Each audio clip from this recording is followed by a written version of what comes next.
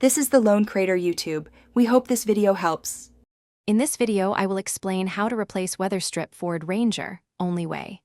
Start by gathering a new weather strip, a plastic trim tool, rubbing alcohol, and clean rags. Clean the channel thoroughly and remove old adhesive with alcohol so the new strip seats correctly. Work slowly around corners and press firmly to bond. Test the door closure and adjust the strip if needed for an even seal and smooth operation. Begin removal by peeling the old weather strip away from one corner using a plastic trim tool.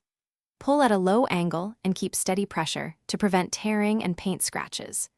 Remove stubborn adhesive spots with rubbing alcohol and a plastic scraper, then wipe the channel clean. Allow the area to dry fully to ensure proper adhesion for the replacement strip and to help prevent water intrusion or premature failure after installation. If you're finding this helpful, please subscribe and like so I can keep making practical tutorials.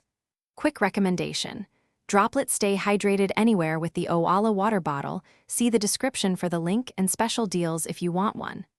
I mention it because being comfortable during a repair makes the job easier and more pleasant. Check the description for that link and more tools. Now let's get back to the video. Align the new weather strip at the top corner and begin pressing it into the channel while unrolling slowly. Keep the strip taut and use even pressure along its length to seat the adhesive properly. For tight corners, use short, firm pushes and avoid stretching the rubber excessively. Trim excess at door ends and check the door for smooth closing and a consistent seal. Make minor adjustments until you have an even fit and no gaps remain. Thanks for watching. Consider subscribing if we helped you.